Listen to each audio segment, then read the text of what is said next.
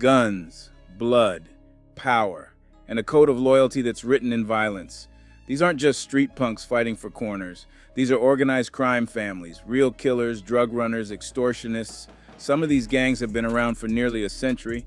Others popped up fast but hit hard, leaving trails of bodies and busted drug pipelines behind.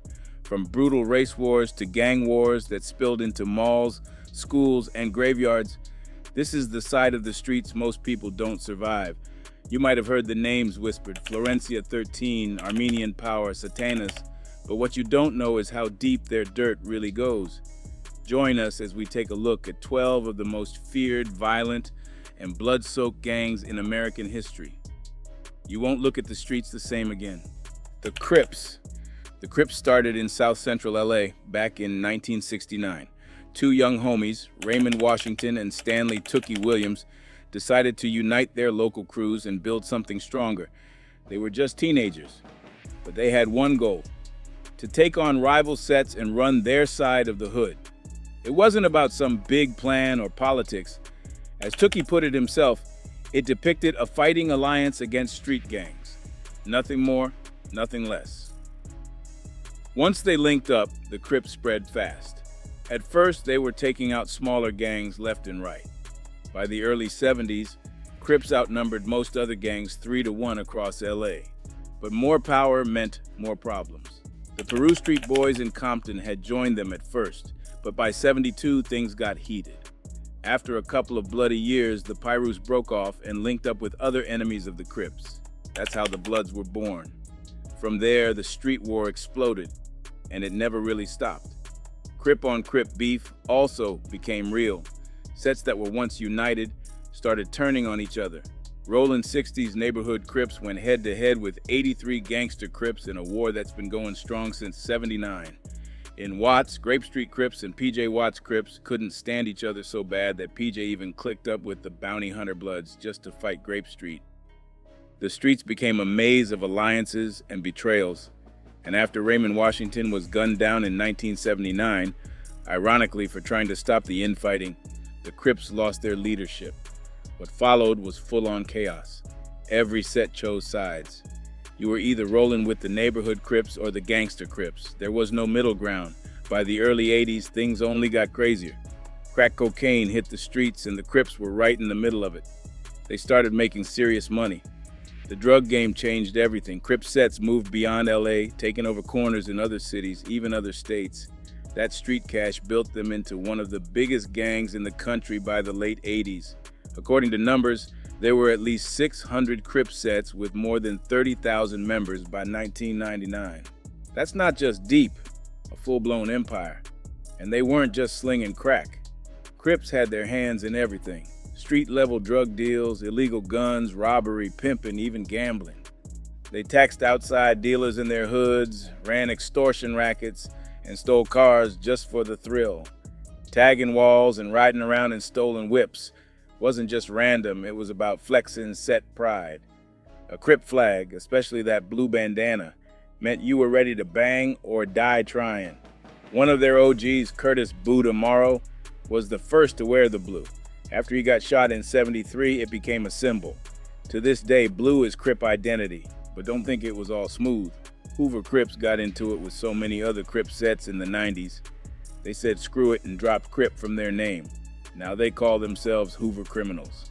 Some say that move changed everything. Sets started acting more like small armies than neighborhood crews. In the background, bigger forces were at play too. After the Nicaraguan Revolution, some shady CIA stuff led to drugs being funneled straight into black communities in South Central. The Crips didn't start that, but they took advantage. Cocaine became cash, and cash built soldiers. From street corners to federal watch lists, the Crips built a name that's feared and famous. Blue rags, blue chucks, blue everything. They turned a color into a code. And even when they fight each other, one thing stays the same. The Crip name still rings out in every hood from LA to the East Coast. The Bloods came up out of necessity, straight survival mode. Back in the late 60s, the Crips were deep in LA and they were wildin'. They had numbers, they had power, and they weren't afraid to flex it on whoever stood in their way. That's when a couple of young G's, Sylvester Scott and Benson Owens, got jumped by Crips at Centennial High in Compton. After that beatdown, Scott started the Piru Street Boys. Owens followed with West Peru. They weren't just forming another crew, they were setting off something bigger, something that would flip the game. At first, they were just trying to hold their ground. But as the Crips grew more ruthless, other non-Crip sets started to feel the pressure too. The Athens Park Boys, the Black Pestones, the Brims, they all had beef with the Crips. Things got out of hand real quick. Robberies, assaults, even murder. On March 21st, 1972, the Crips beat a kid named Robert Ballou Jr. to death outside the Hollywood Palladium for refusing to give up his jacket. That moment sparked headlines and fear. The streets were buzzing. Then a few months later, Frederick Lil Country Garrett got murdered by a West Side Crip. That was it. The non-Crip sets had had enough. Later that year, the Piru hosted a meeting in their hood. All the sets getting pressed by the Crips showed up. They talked about coming together, forming a federation of anti-Crip neighborhoods. From that meeting, the Bloods were born. The name came from how non-Crip sets used to greet each other. They'd say, "What's up, Blood?" as a sign of unity. That word turned into a whole movement. By '78, there were already 15 Blood sets out there, but they were still outnumbered. 3 Crips to every Blood. So the Bloods started moving different. They got louder, they got more violent, they had to prove they weren't scared. When the crack game hit in the '80s, the Bloods jumped in head first. That dope money changed everything. It gave them power. It gave them reach. They started spreading across the U.S., taking their red rags and war-ready mindset with them. But the Bloods weren't just one big crew. They had sets, smaller gangs under the same banner. Each set had its own rules, own leaders, and sometimes even beef with other Bloods. Some wore different shades of red, others had different slang or politics. But when it came to fighting Crips or chasing money, they moved like one unit. On the East Coast, it hit different. In 1993, a group of black inmates at Rikers Island felt outnumbered and targeted by Latin gangs like the Latin Kings and Netas. So they started the United Blood Nation, or UBN. This wasn't just a set, it was a movement. They took the Bloods' name, built a network, and brought it back to the streets of New York. Once they touched down, it was on. The UBN grew fast, and they made bread off selling crack, smuggling drugs in prison, and controlling blocks. They might have started behind bars, but they didn't stay there. Today, Bloods still run deep. Most of their members are young black males, but there's diversity too. Some sets got women and even other races. Membership is about loyalty, not just looks. They got structure too. Every set has a leader, usually an OG who earned respect through violence and reputation. Under him, you got soldiers, young hitters, usually 16 to 22, who'll ride for the set without question. Then you got associates. They're not fully in, but they do dirt for the gang. Females, when they're around, often move drugs, stash guns, or get used to make money through the streets. Bloods don't play when it comes to disrespect. You cross the line, they check you, fast. That's why their soldiers are seen as unpredictable and deadly. They use terms like CK, Crip Killer, to show what side they're on. Mob means member of Bloods. They call each other dogs or ballers, especially the ones pushing weight. The set life gives them status, money, and in some hoods, straight-up protection. As of now, the Bloods are said to have up to 20,000 members across 33 states and over 120 cities. They even popped up in the military and in cities like Toronto and Montreal. Doesn't matter if it's West Coast or East Coast, the red flag still flies. And when you see it, you know what it means. The set is active, and they aren't backing down. The Mexican Mafia, they call it La M, Spanish for the M, the Mexican Mafia. But don't get it twisted, it has nothing to do with Mexico. This is a US-made prison gang, and it's one of the most feared and violent organizations inside and outside prison walls. Law enforcement says La M controls nearly every Hispanic street gang in Southern Cali. From MS-13 to the 18th Street Gang, if you're Latino and you bang in SoCal, chances are you answer to them. Even if you don't see them, there's shadows over every block, every deal, every hit. La M started back in 1957. 13 gang members from different barrios in LA got locked up at Doyle Vocational Institution. They were from rival neighborhoods, but behind bars, they saw the bigger picture. They had to stick together to survive. One of the founding soldiers was Luis Huero Buff Flores, a hard hitter from Barrio Hawaiian Gardens. What made him different was he got sworn enemies to sit down and ride together. That move alone changed the game. From that point on, La Eme wasn't just a gang, it was an organization. The mindset from day one was to rule the prison yard with fear. One member, Ramon Mundo Mendoza, said it clear. Their goal was to terrorize the system and live comfortable. They recruited the most dangerous, the most violent. They didn't want soldiers who just followed, they wanted killers. The Black Hand became their symbol. It meant power, control, no mercy. By 1961, the violence had escalated so badly that prison staff started transferring La Eme members to other facilities like San Quentin. But that didn't work. One story stands out. Cheyenne Cadena got transferred to San Quentin. First day in, a massive black inmate tried to punk him with a kiss.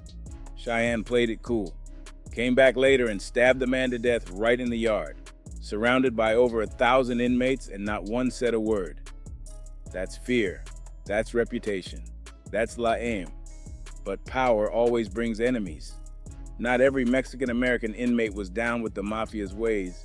Some were tired of being robbed, beat, or stabbed for their food, clothes, or even cigarettes.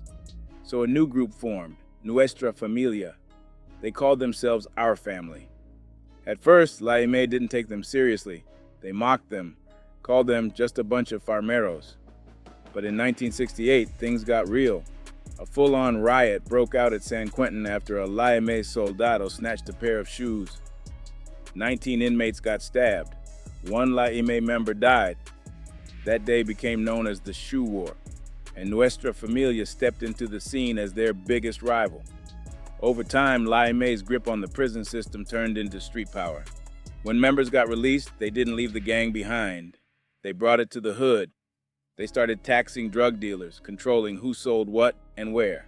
If you were Hispanic and slanging dope on their turf, you had to pay up or get dealt with. In Arizona, a group tried to copy their style in the 70s. They called themselves the New Mexican Mafia, but that sparked even more beef. Now there were two factions, one repping the OG Caliphate structure, the other with their own rules. The tension led to more stabbings, more hits, more blood. Even in the 2020s, La Eme stays in motion. In 2022, a fight broke out between their members and MS-13 at a federal pen in Beaumont, Texas. 2 dead, and that was enough to lock down every federal prison in the country. That's the kind of weight they hold. In 2023, LAPD and the feds ran up on 12 members linked to the West Side Wilmas. They found piles of drugs, meth, coke, fentanyl, and enough guns to start a war. Then in 2025, another bust went down, this time in San Diego. Cops arrested 39 people tied to La Eme. Not only were they selling dope, they were running extortion rackets, torching businesses, and even plotting murders. From inside the prison, they were still calling shots. And outside, their soldiers were moving like an army. If you didn't pay your taxes, you weren't just getting a warning, you were getting burned, beaten, or buried. That's La Eme, the Black Hand, a name that still sends shivers through the yard and every street it controls. The MS-13 gang, MS-13, also known as Mara Salvatrucha, didn't start off as a major criminal force. Back in the 1980s, it was just a group of Salvadoran immigrants in Los Angeles trying to protect themselves from other gangs. But it didn't take long for them to flip the script. What began as a defense crew turned into one of the most feared gangs in the world, known for brutal killings, drug runs, extortion, and violence that makes even hardened killers look twice. Their name alone carries weight. Mara comes from marabunta, a swarm of deadly ants. Salvatrucha mixes Salvadoran roots with the slang word trucha, meaning alert. And that 13, that's not just a number, it's a nod to the Mexican Mafia, respect, or maybe fear. Either way, it's the kind of name that makes people cross the street. MS-13's crew is mostly Central American, Salvadorans, Hondurans, Guatemalans, and many of them came into the U.S. as unaccompanied minors. Schools didn't want to admit them. They ended up on the streets, and that's where the gang swooped in. Some were forced to join. Others saw it as their only shot at survival. In El Salvador, kids got snatched on the way to school or work. In the U.S., they were pulled in from shelters and middle schools. Their initiation? A savage beating called jumping in, 13 seconds of fists and boots, or sometimes a straight-up murder. No easy entry, no easy exit. Once inside, it's all about loyalty, violence, and silence. Members live in abandoned buildings called destroyers, use fake IDs to get low-key jobs, and make most of their cash from street crimes, selling drugs, robbing, extorting small businesses. But it doesn't stop there. This isn't a gang that hides in the shadows. MS-13 moves loud. When they want to make a point, they burn buses. They target cops, politicians, families of rivals, even women and kids. In El Salvador, femicide runs wild. 1 in 5,000 women was murdered in 2016 alone, and only 5% of those cases ever saw justice. The gang's weapon of choice is not a gun, rather, it's a machete. Brutal, close-up, and personal. As one U.S. district attorney put it, their weapon of choice is a machete. We end up seeing people with limbs hacked off. That's what the bodies look like. MS-13 doesn't just kill, they want you to feel it. Over time, the gang went global. When members got deported, they brought the violence home to Central America. From there, MS-13 spread fast into Mexico, Canada, and Europe. Today, they've got cliques in over 40 U.S. states and major cities like LA, New York, DC, and Atlanta. In LA alone, they control areas like Westlake, Koreatown, North Hollywood, and more. Their cliques run their own show, but they still answer to the top. In El Salvador, that top is the Ranfla Nacional, a command group that orders hits and controls the gang's global moves, even from behind bars. The U.S. government sees MS-13 as more than just a gang. In 2025, President Trump officially labeled them a terrorist organization. That decision came after decades of bloodshed and rising membership, tens of thousands worldwide. MS-13 is also linked to major cartels like Sinaloa, Zetas, and Jalisco New Generation. Deals have been made, drugs and guns move, so does power. They're tied to the Serrano network and pay tribute to the Mexican Mafia. But they've got their own style, their own hand signs, devil horns thrown near the face, wide-fingered gestures, even tattoos that scream MS, Salvatrucha, or their clique's name. Though lately, some have ditched the face ink to move in silence and dodge the law, but the violence hasn't slowed. In Virginia, girls as young as 14 were pulled into sex rings. In Maryland, clique leaders ran child prostitution rings like businesses. And when MS-13 sets out to hurt someone, it's not just one person. They'll go after your family, your friends, your block. That's their code. That's their warning. That's MS-13, the 18th Street Gang. And the 18th Street Gang didn't start out with the kind of fear it commands today. Back in the 1960s, it was just a group of Mexican American and immigrant youth in the Rampart district of LA who got shut out of the local gangs. One of those gangs, Clanton 14, refused to let in anyone who wasn't pure Mexican. That rejection sparked something dangerous. A new clique was formed, and they called it Clanton 18th Street. But when Clanton 14 said no, the group broke off completely and became its own thing. That break created one of the most violent and fast-growing gangs in Los Angeles, 18th Street. They didn't just stick to one hood. The 18th Street Gang opened the door to all races. Anyone who wanted to bang and earn. That's how they grew fast. First, it was second-gen Latinos. Then Black, Asian, and white kids started joining too. That made the gang different. It made them stronger, and it made them spread. Now, they're not just one gang. There are hundreds of sets using the same name across the San Fernando Valley, South LA, Hollywood, Pico Union, Inglewood, Long Beach, and more. Some call it Barrio 18. Others just say the 1 to 8 inches. Their beefs run deep. Their main rivals, the Crips, the Bloods, and especially MS-13. That MS-13 rivalry, It's so deadly that U.S. officials said both gangs helped turn parts of Central America into the most dangerous places in the world. The 18th Street Gang go hard. Whether it's turf, pride, or money on the line, they ride until someone bleeds. Their hustle isn't just gangbanging. Street-level drug sales, coke, weed, heroin, meth, that's the cash flow. But that's just the start. The 18th Street Gang have their hands in everything.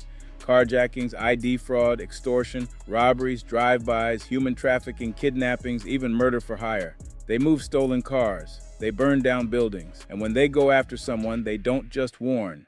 They hit hard. ATF Special Agent George Rodriguez called them one of the most violent and prolific street gangs in the U.S., and they've made headlines. In 1998, an 18th Street gangster named Caterino Gonzalez was sentenced to life for walking up on LAPD officer Filbert Cuesta and shooting him in the back of the head while he sat in his squad car. No warning, no mercy. In Guatemala, bus drivers were murdered just for passing through 18th Street turf without paying taxes. That's not a shakedown. That's control through blood. In New York, things got ugly when an 18th Street member was gunned down in a subway station by a rival from MS-13. And in Kingston, New York, cops arrested several 18th Street members for dragging a victim into the woods and killing him. Charges were federal murder and racketeering. That's not street beef, that's organized crime. What sets the 18th Street Gang apart is how structured some of their operations have become. While most gangs stay messy, the 18th Street Gang know how to organize. They use code, they use ranks, and when they hit, they don't miss. Some members have reached a level of planning and precision that rivals cartels. That's what makes them so dangerous. With somewhere between 30,000 to 50,000 members across the US, Mexico, and Central America, the 18th Street Gang isn't just local anymore. They're global. Their size, their reach, their brutality, it all makes them one of the most feared street gangs alive. From a crew of outcasts to a violent empire, 18th Street Gang proved one thing: rejection created a monster. Florencia 13. Florencia 13, or F13, runs deep in the streets of South Los Angeles. This gang, made up mostly of Mexican Americans, reps the Florence area hard. But they don't just bang for turf, they bang for the Mexican Mafia. That's who calls the shots from inside the walls. F13 takes orders and moves weight for La Ime and anyone who crosses the line. They don't last long. F13 isn't new to the game. They've been involved in everything from drug smuggling to robbery to murder. But it's not just random street crime. They've been at the center of racially charged violence. The Los Angeles County Sheriff's Department and the DEA exposed them for targeting black residents purely over race. Witnesses testified in court. Judges confirmed it. The East Coast Crips especially got the heat. One robbery, some stolen dope, set off a brutal war.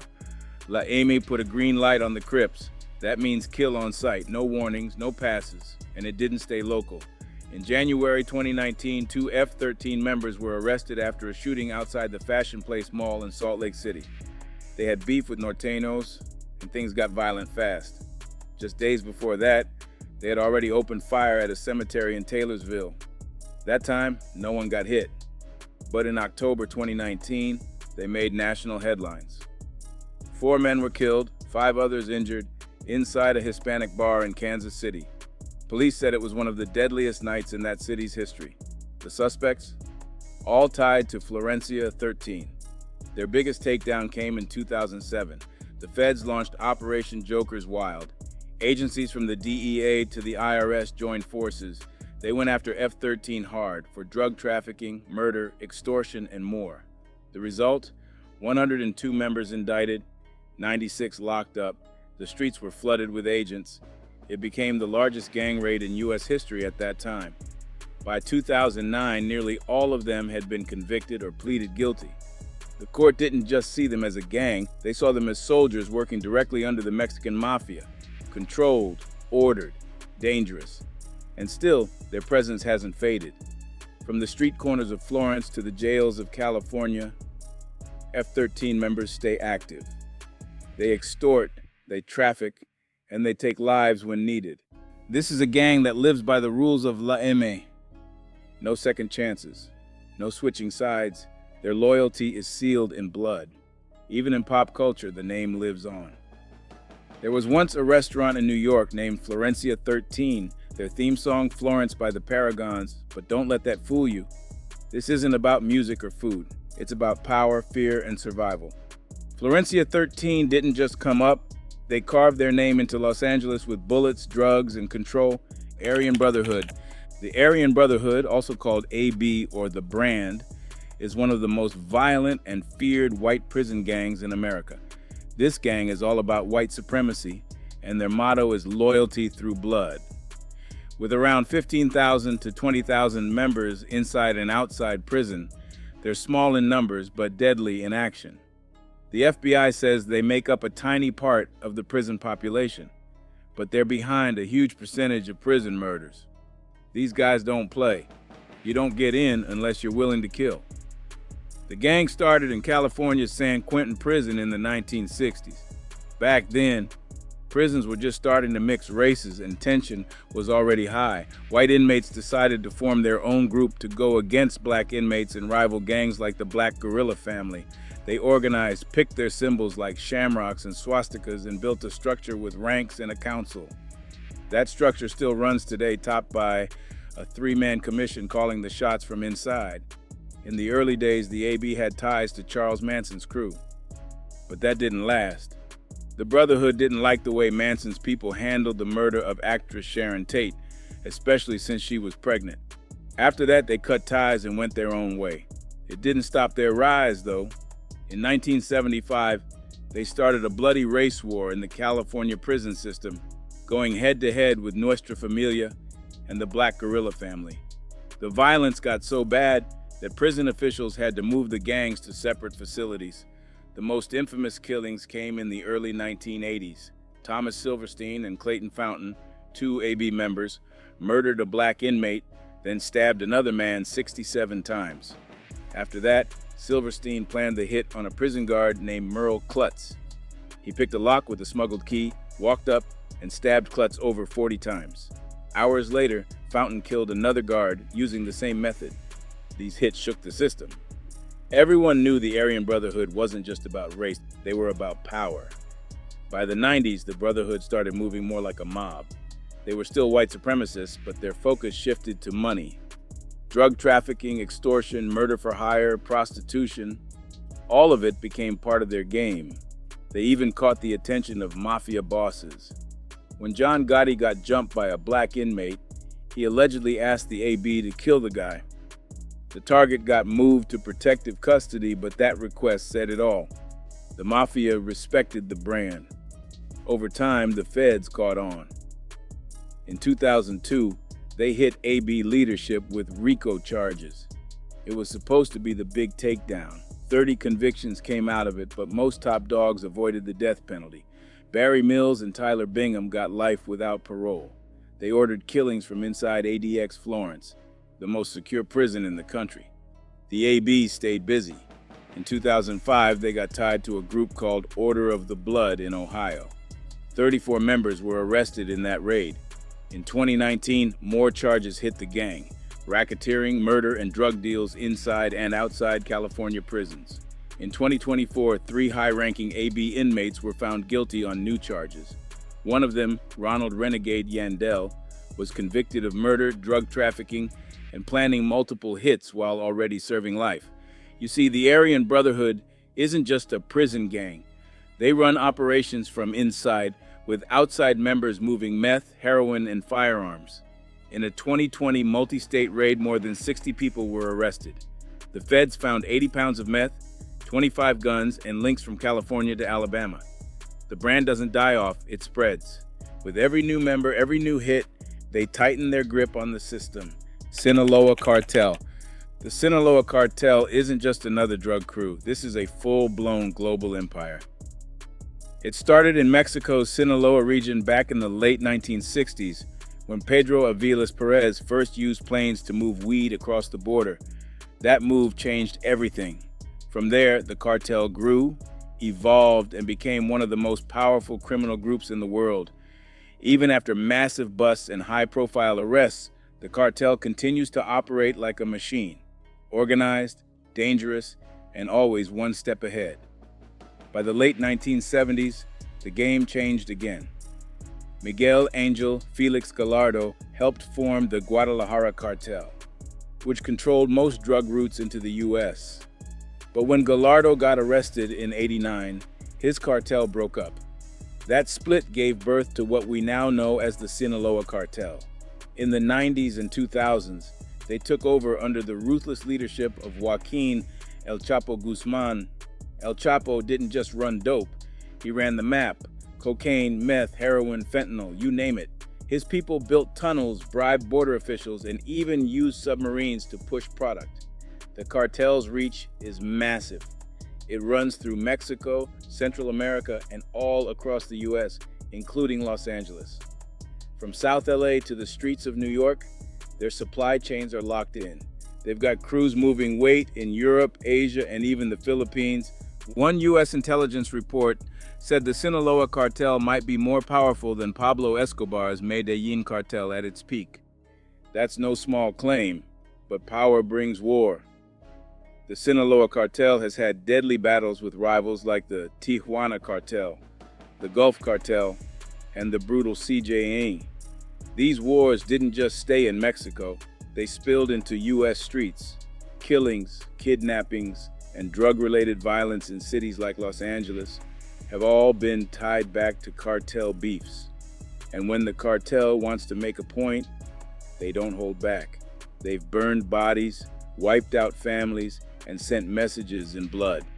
They also have deep ties with the Mexican Mafia and Serrano gangs in Southern California. This lets them control local markets while moving tons of product. They use gangs like soldiers, pushing drugs, collecting debts, and keeping rivals out. One sheriff once said, "You don't move weight in South LA without someone in Sinaloa knowing about it." Even after El Chapo was captured in 2016, the cartel kept rolling. His sons, known as Los Chapitos, took control alongside old-school boss Ismael El Mayo Zambada. For years, they kept the business going strong. But in 2024, both Zambada and Joaquin Guzman Lopez were arrested in El Paso, Texas. Still, the cartel hasn't collapsed. It's too big, too connected, and too used to power. The cartel has also become part of pop culture. They've been featured in documentaries like Cartel Land and Trafficked. El Chapo himself became a legend. There are narco corridos, songs glorifying his story. Some people even wear clothing with the number 701, a nod to Forbes ranking him as the 701st richest person in the world. But behind the music and myths, this cartel runs on fear, money, and blood. The U.S. officially labeled it a foreign terrorist organization in 2025. And despite losing key leaders, the Sinaloa Cartel still runs the show on both sides of the border. The Black Pestone Nation. The Black Pestone Nation, also known as BPSN, the Stones, or just the Moes, is one of the most powerful African-American street gangs in U.S. history. They started in Chicago in the late 1950s when two young men, Eugene Hairston and Jeff Fort, created a group called the Blackstone Rangers. What began as a youth organization quickly turned into a violent street gang. And by the early 60s, the Stones were already feared across the south side of Chicago. Jeff Fort saw an opportunity to push the gang even further. He changed the group's name to Black Pestone Nation and gave it a new identity rooted in black nationalism. He added religion, power, and politics to the mix. Fort later converted to Islam and started calling himself Abdul Malik Kaaba. He turned the gang into the El Rukaen tribe, Arabic for the pillar. They claimed ties to Sunni Islam, but their real business was still crime, drugs, murder, and extortion. The Stones became more than a street gang. They had real power. In the 1980s, Fort even linked up with foreign governments. He met with operatives from Libya and Nicaragua. His crew wanted funding, and they were willing to do whatever it took to get it. In 1986, 4 BPSN members were busted for plotting terrorist attacks inside the U.S. on behalf of Libya. This was the first time Americans were ever convicted of planning terror for a foreign power. They weren't just gangsters anymore, they were being called domestic terrorists. Meanwhile, the Stones kept expanding. Their home base remained in Chicago's Woodlawn neighborhood, but their influence stretched across the Midwest and even into the South. In Los Angeles, a man named T. Rogers, sent from Chicago, founded a BPSN set called the Jungles. His set operated in the Crenshaw and Adams area and quickly grew to over 500 members. In LA, they linked up with the Bloods for protection from the Crips. That bond made the Stones part of the Bloods alliance on the West Coast. Even though Jeff Fort has been locked up since the 80s, serving 80 years for conspiracy and another 75 for murder, he still pulls strings from inside the walls, but his organization hasn't stayed united. Factions broke off. The Mickey Cobras split after their leader, Mickey Cogwell, was killed, reportedly on Fort's orders. Another set, the Titanic Stones, backed Eugene Hairston. That infighting continues to weaken the BPSN. The Stones remain active in cities like Gary, Indiana, Dallas, and of course Los Angeles. But the gang today isn't what it used to be. Without clear leadership, different sets operate in their own way. Some focus on drug trafficking, others go straight to violence. In 2024, members of the Black Pestone Nation pled guilty to abducting and executing a woman in York County. It was another cold reminder of what this gang is still capable of. From community roots to militant religion to cartel-style violence, the Black Pestone Nation changed the game. Jeff Fort once promised to build a nation. What he created instead was a legacy soaked in ideology, blood, and betrayal. Santa Monica 13, better known on the streets as SM-13 or SMG, is one of the oldest and most deeply rooted Mexican-American gangs in Los Angeles County. Their story started way back in the 1920s under a different name, the Santa Monica Tomato Patch Gang. Formed during a time of struggle, this crew came together to protect their own. Many of their early members were Mexican nationals working in U.S. war factories, fighting off racial attacks and outside threats. But over the decades, what started as protection turned into something darker: organized street crime. By the 1950s, the gang took on a new name, Santa Monica 13, after aligning with La Ime, the Mexican Mafia. From that moment, SM-13 wasn't just a local gang anymore. They were soldiers under the Sereno umbrella. They started moving with power, violence, and loyalty to La Ime. Known for their blue and black bandanas, they claimed the Pico neighborhood in Santa Monica as their stronghold. SM-13 graffiti still covers walls with symbols like SM-13, SMG, or SMSV2. Their main clique, Santa Monica 17th Street, also called SM-17. Inside SM-17 were smaller cliques like the Pee Wee Locos, Lil Locos, and 11th Street. Some cliques faded away, others held strong. Only a few are still active today, but the gang's name still echoes in the streets. SM-13 became known for deadly rivalries with gangs from Venice, Culver City, West LA, and even the Black American West Side Graveyard gangster Crips, who share the same neighborhood turf. Even though they weren't the biggest gang, SM-13 made moves across states. They reached into Arizona, New Mexico, and even parts of Texas. They got tied deeper with La Ime, helping to push drugs, coke, weed, and eventually meth. From the 1970s through the 1990s, SM-13 played a part in the drug game, helping move weight and collecting street taxes for the big bosses inside prison. When money got tight, they pivoted to cooking meth to stay alive. Whatever it took, they made sure the Treese name stayed fed. Their activity goes beyond drug sales. SM-13 members have been linked to assault, robbery, prostitution, extortion, and murder. They're known for auto theft, strong-arm tactics, and making sure nobody does dirt on their turf without permission. And though law enforcement rarely releases detailed reports about them, insiders know they're still active, just quieter. Their influence might not be as strong as it once was, but SM-13 never fully disappeared. The Pico neighborhood still has heads repping the gang. You can spot them by their tags, their colors, and their loyalty. Even though many of their older cliques faded, the name Santa Monica Gang still carries weight in certain corners of LA. As one sheriff once said, "They may not be loud, but don't ever think they're gone." That's Santa Monica 13, one of the first, one of the most silent, but still one of the most respected sets to ever rise out of the West Side.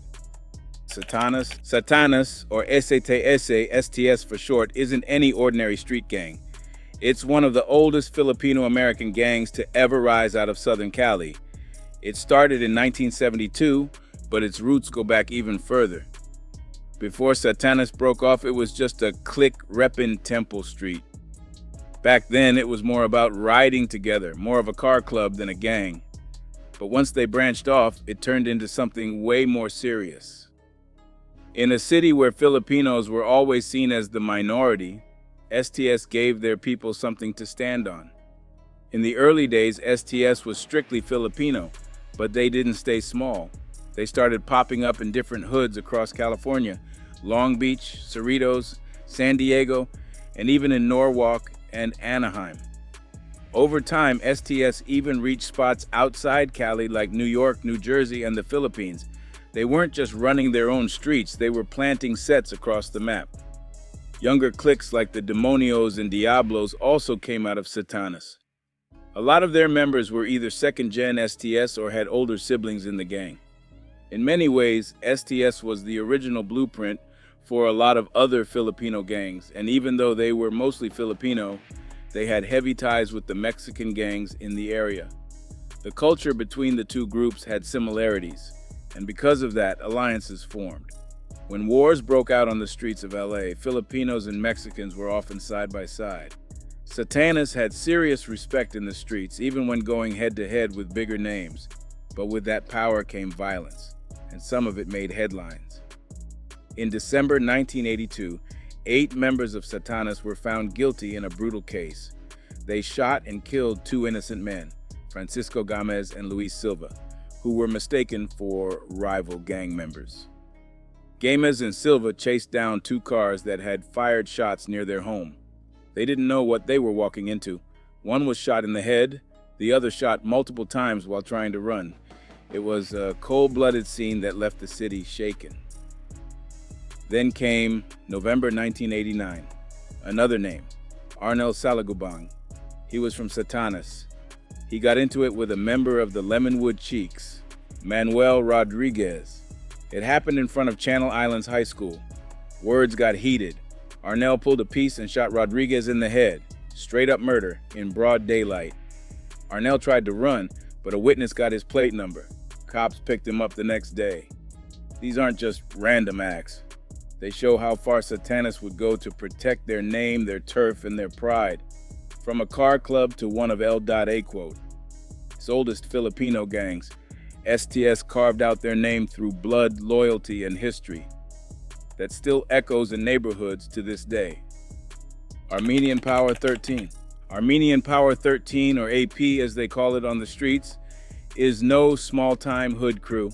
This is a serious, well-connected gang that runs deep in the heart of LA. What started as a group of young Armenian teens trying to protect themselves in East Hollywood in the early 90s turned into a powerhouse. The name behind it all? Armen Silent Petrosian. He came from Armenia at just 15 years old and saw his people getting pushed around by older, more established gangs. So he did what many do in that life. He formed his own squad. By the mid-90s, Armenian Power had grown to over 100 members.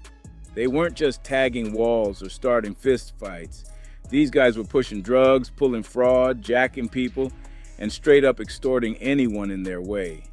According to the feds, they've got around 200 members now, plus hundreds more affiliates. On the streets, they might look like your average tattooed gangbangers. But underneath that is a tight criminal enterprise that's been linked to Russian mob bosses and big-time players overseas. AP used to roll solo, but now they got ties with La M, the Mexican Mafia. That connection made them even stronger. And to show respect, they added 13 to their name. That number isn't just for show, it means they're down with the Surenos. And with that comes protection, money, and serious muscle. But that alliance didn't come easy. Back in the day, AP was deep in a beef with the Surenos. Things got bloody. Armen Silent Petrosian, the founder, was gunned down in 2000 by a Sureno gang member. And not long after, A 17-year-old Mexican-American kid was murdered by AP outside Hoover High. That killing shook Glendale. It forced people to sit down and try to end the violence. The peace didn't erase the past, but it opened the door for AP and the Serenos to start working together. Now, the Mexican Mafia gets paid for protection, and in return, AP gets to move more freely. But Armenian Power aren't just about the streets, they got paper moves too. They were tied up in huge identity theft rings, Medicaid scams, and even international fraud cases. The feds launched Operation Power Outage in 2011. Nearly 100 people got busted. The charges were wild: credit card skimming, drug trafficking, witness intimidation, even murder.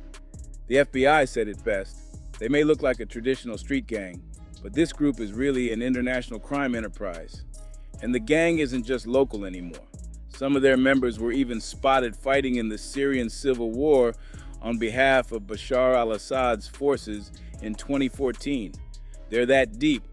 In 2019, one of the big dogs, Mayor Darbinyan, got slammed with a 32-year sentence. He was a top shot caller. After he serves his time, he's getting deported back to Armenia.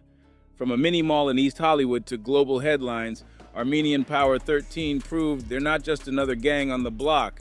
They're soldiers, hustlers, and masterminds, all wrapped into one violent, dangerous network. Which of these 12 gangs shocked you the most, and why? And do you think law enforcement can ever fully stop gangs like these in LA? Or is it too late? Let us know what you think in the comments box below. And if you liked how we presented you this video, hit that like button and make sure to subscribe for more.